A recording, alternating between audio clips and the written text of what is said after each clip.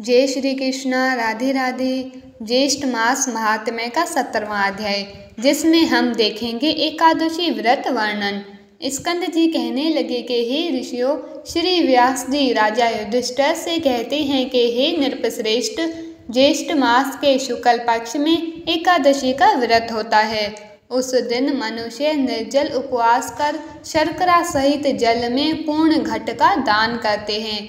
दान श्रेष्ठ ब्राह्मणों को देने वाला विष्णु लोक में जाकर आनंद करता है। युधिष्ठिर वेद व्यास जी से बोले कि हे द्वैपायन, मैंने मानव धर्म और वैदिक धर्म को सुना है, अब आप कृपया वैष्णव धर्म को कहिए। व्यास जी कहने लगे कि हे राजन, आपने मानव धर्म और वैष्णव धर्म को सुना है, वह सब कलयुग में अशक्य यानी शक्ति से असाध्य है। इसीलिए सुख से करने योग्य थोड़ा खर्च अल्प कलेश महान फलदायक है तथा समस्त पुराणों का जो सारभूत है वह मैं तुमसे कहता हूँ। हे राजन, दोनों पक्ष की एकादशियों को भोजन नहीं करना चाहिए। जो प्राणी एकादशी को भोजन नहीं करता है वह नरक में नहीं जाता। व्यास जी के वचनों को सुनकर भीमसेन कांपकर तथा भयभीत होकर बोला कि हे पितामह, मैं असमर्थ हूँ, इस उपवास के विषय में मैं क्या करूँ। महाफलदायक एक ही व्रत आप मुझसे कहिए। सब एकादशियों का व्रत मैं नहीं कर सकता। व्यास जी बोले कि हे भीमसेन, वृषभ या मैथुन के सूर्य होने पर ज्येष्ठ मास की शुक्ल पक्ष की जो एकादशी होती है, उस दिन प्रयत्न पूर्वक जल रहित उपवास करना चाहिए।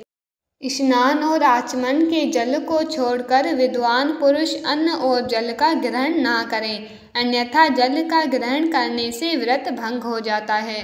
विद्वान सूर्य उदय से सूर्य उदय तक जल का त्याग करें तो बिना प्रयास के एकादशी के व्रत का श्रेष्ठ फल उसको मिलता है। फिर द्वादशी को प्रातःकाल स्नान करें और ब्राह्मणों को विधि पूर्वक जल और स्वर्ण का दान देवें।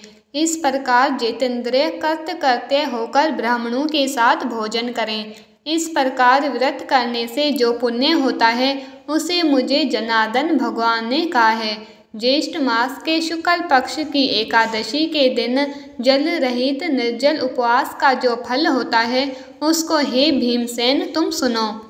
समस्त दान देने से जो पुण्य प्राप्त होता है, सब तीर्थों में स्नान करने से जो पुण्य प्राप्त होता है, समस्त हवन आदि करने से जो फल प्राप्त होता है, वही पुण्य और फल ज्येष्ठ मास के शुक्ल पक्ष की एकादशी के दिन उपवास करने से प्राप्त हो जाता है। हे वरकोदर, एक वर्ष के अंदर शुक्ल तथा कृष्ण पक्ष की जितनी भी एकादशी होती है वह सब उपवास करने योग्य होती है, इसमें कोई संदेह नहीं है। वह सब एकादशी धन, धान्य, पुण्य, पुत्र और आरोग्य को देने वाली है। हे नरव्याघ्र, उन दिनों में उपवास करने से उक्त फल प्राप्त होते हैं, ये मैं तुमसे सत्य कहता हूँ।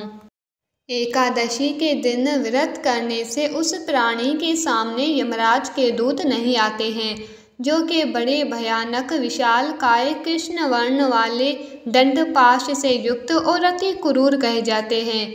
एकादशी का व्रत करने वाले जो वैष्णव हैं, उनको अंत समय में वैकुंठ को ले जाने के लिए पीताम्बरी सौम्य स्वभाव वाले चक्रधारी और मन के समान वेगशाली विष्णु भगवान के दूत वहां आते हैं और उसको वैकुंठ में ले जाते हैं। इसीलिए सब उपायों से एकादशी का जल रहित व्रत करना तथा जल और धेनु को दान देने से प्राणी सब पापों से मुक्त हो जाता है।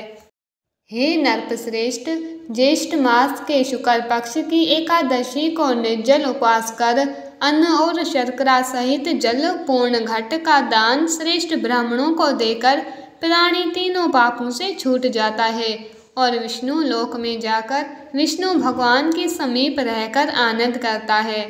इति श्री ज्येष्ठ मास महात्म्य एकादशी व्रत वर्णन 17वां अध्याय संपूर्ण। जय श्री कृष्णा। प्लीज़ वीडियो को लाइक कीजिए, ज़्यादा से ज़्यादा शेयर करके चैनल को सब्सक्राइब कीजिए और कमेंट बॉक्स में राधे राधे लिखना ना भूलें।